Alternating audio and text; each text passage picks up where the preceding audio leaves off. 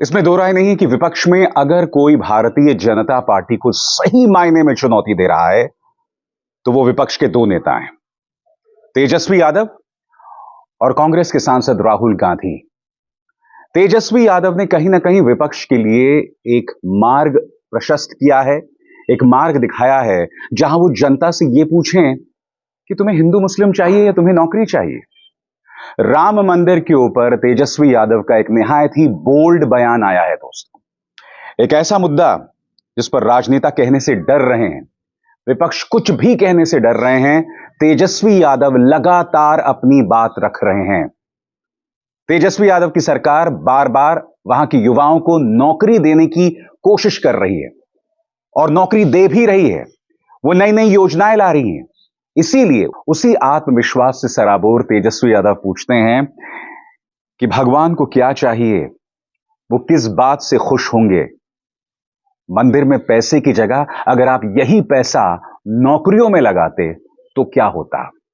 मैं इसे निहायत ही बोल्ड बयान मानता हूं दोस्तों, और मैं दावे के साथ कह सकता हूं कि तेजस्वी यादव के इस बयान के बाद पालतू गोदी मीडिया, प्रचार तंत्र अब उस पर हमला बोलेगा।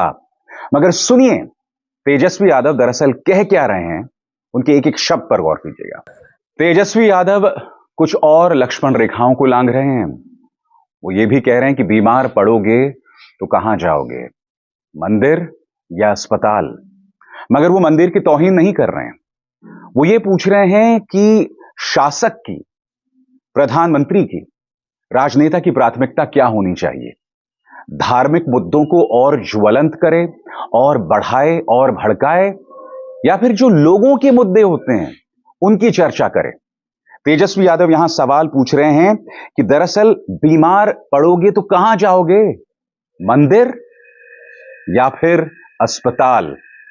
वो लगातार यह भी कह रहे हैं कि आज की तारीख में अगर इस सरकार का धर्म में विश्वास होता, राम मंदिर में विश्वास होता, तो जांच एजेंसीज के जरिए विपक्ष पर निशाना थोड़ना साधा जाता। और सवाल भी वाजिब है, बड़ा सवाल यह कि आपको क्या जरूरत है जांच एजेंसीज के जरिए विपक्ष को कुचलने की, अगर आपका राम में विश्वास है। तेजस्वी यादव बहुत चतुराई से कुछ और चीजों का जिक्र करते हैं। वो कहते हैं कि एक तरफ तो भारतीय जनता पार्टी राम की बात करती है, राम की दुहाई करती है, उस पर राजनीति करती है, मगर राम राम कहकर आप दूसरी तरफ पाप करें, यह तो नहीं हो सकता ना। और तेजस्वी यादव ने बिना कहे कुछ चीजों की तरफ देश की जनता का ध्यान खींचा है। जब भारतीय जनता पार्टी के 3 कार्यकर्ता गैंगरेप के मामले में पकड़े जाते हैं और पुलिस 60 दिनों बाद कार्रवाई करती है और प्रधानमंत्री उस पर चुप रहते हैं, जबकि मामला बनारस का है, तो जाहिर सी बात सवाल किया जाएगा। मणिपुर एक बार फिर जल रहा है, जाहिर सी बात है सवाल किया जाएगा। और प्रधानमंत्री लक्षद्वीप में छुट्टियां मना रहे हैं, गोदी मीडिया इसकी भी वाहवाही कर रही है। सुनिए क्या कह रहे हैं तेजस्वी यादव। अब तेजस्वी यादव के इन बयानों के जवाब में भारतीय जनता पार्टी का बयान आया है, और कुछ लोगों की निगाह में यह भड़काऊ भी है, मगर जाहिर सी बात है भारतीय जनता पार्टी के नेता ने कही है तो इसे कौन भड़काऊ कहेगा। सुशील मोदी आपके स्क्रीन पर दोस्तों, वो क्या कह रहे हैं। अगर मंदिर जरूरी नहीं है तो मंदिर मस्जिदें तुड़वाकर वहां अस्पताल क्यों नहीं खोल देते। तेजस्वी यादव के बयान पर भाजपा सांसद सुशील कुमार मोदी का बयान। एक बात स्पष्ट हो जानी चाहिए, अगर कोई अपनी अक्ल का इस्तेमाल करे तो यहां पर तेजस्वी मंदिर का विरोध नहीं कर रहे हैं, वो सिर्फ इस बात का जिक्र कर रहे हैं कि मंदिर के नाम पर राजनीति नहीं होनी चाहिए, फोकस जनता के मुद्दों पर होना चाहिए। क्योंकि अगर आपका ध्यान सिर्फ मंदिर मंदिर मंदिर पर होता है तो जनता के मुद्दों से ध्यान हट जाता है। धार्मिक मुद्दों को लेकर, चाहे वो हिंदू हो, मुसलमान हो, सिख हो, ईसाई हो, हम सब बहुत सेंसिटिव होते हैं।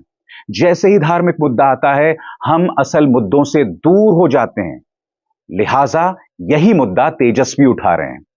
सुशील मोदी जो कह रहे हैं वो अपने आप में भड़काऊ है। वो मंदिर मस्जिद तुड़वाने की बात कर रहे हैं, जो अपने आप में निहायत ही गैर जिम्मेदाराना बयान है, और वो भी सुशील कुमार मोदी जैसे राजनेता की तरफ से, जो मेरे हिसाब से एक निहायत ही जिम्मेदार राजनेता है। भड़काऊ बयानबाजी नहीं करते हैं, वो बाकी जो भाजपा के नेता हैं उनके जैसे नहीं है, मगर वो इस तरह का बयान दे रहे हैं जो अपने आप में बहुत शॉकिंग है। तेजस्वी यादव जो मुद्दे उठा रहे हैं वो भाजपा को असहज कर रहे हैं, क्योंकि वो बात नौकरी की कर रहे हैं, वो बात जरूरी मुद्दों की कर रहे हैं, और ये भाजपा से बर्दाश्त नहीं हो रही है। अगर आपने गौर किया हो दोस्तों, तो तेजस्वी यादव ने बहुत सख्त लफ्जों का इस्तेमाल किया। वो ये कहते हैं कि मोदी जी झूठ की मैन्युफैक्चरिंग, डिस्ट्रीब्यूटर और होलसेलर हैं।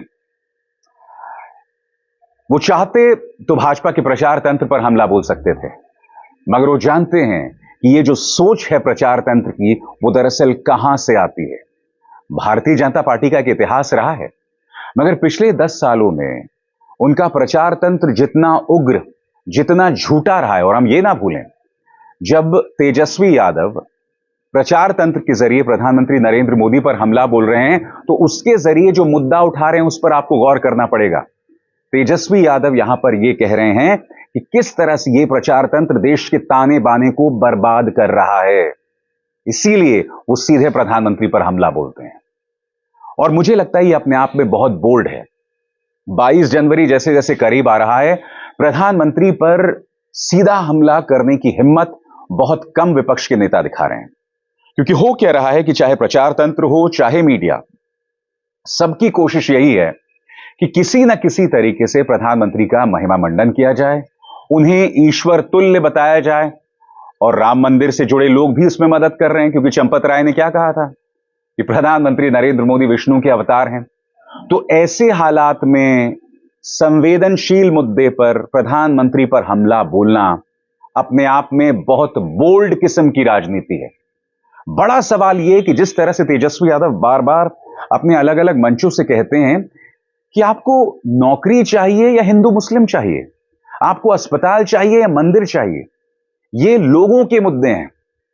मगर तेजस्वी यादव के सामने सबसे बड़ी चुनौती यह है कि हम एक ऐसे दौर में जी रहे हैं जहां देश की जनता के दिमाग को पूरी तरह से कुंद कर दिया गया है, पूरी तरह से ब्रेन वॉश्ड हैं, और ऐसे लोगों को बरगलाना बहुत आसान है। मैं देख रहा था, एक दंगाई पत्रकार ने इस पर टिप्पणी की है तेजस्वी यादव के बयान पर कि सारा ज्ञान क्या मंदिर को देने के लिए है, मस्जिद को कोई ज्ञान क्यों नहीं देते। अब इस सोच को देखिए, किस तरह से हमला बोला गया है और क्यों बोला गया है, इस पर आपको गौर करना पड़ेगा। तेजस्वी यादव कहीं भी मंदिर का विरोध नहीं कर रहे हैं, वो सिर्फ यही कह रहे हैं कि हमारा फोकस असली मुद्दों पर होना चाहिए। मंदिर आस्था का केंद्र है, मगर मंदिर के जरिए आम इंसान को रोजगार नहीं मिलने वाला है, अनलेस आप मंदिर से जुड़े जो अन्य रोजगार हैं उससे जुड़े हुए हैं। आप कहने का अर्थ यह है कि यह संदेश पूरे देश के लिए है, मगर क्या विपक्ष इस संदेश को एक नीति के तहत, एक पुरजोर राजनीतिक हथियार के तहत भारतीय जनता पार्टी का मुकाबला कर पाएगी? यह अपने आप में अहम सवाल है। अभिसार शर्मा को दीजिए इजाजत। नमस्कार। स्वतंत्र और आजाद पत्रकारिता का समर्थन कीजिए, सच में मेरा साथी बनिए। बहुत आसान है दोस्तों, इस ज्वाइन बटन को दबाइए और आपके सामने आएंगे ये 3 विकल्प, इनमें से एक चुनिए और सच के इस सफर में मेरा साथी बनिए।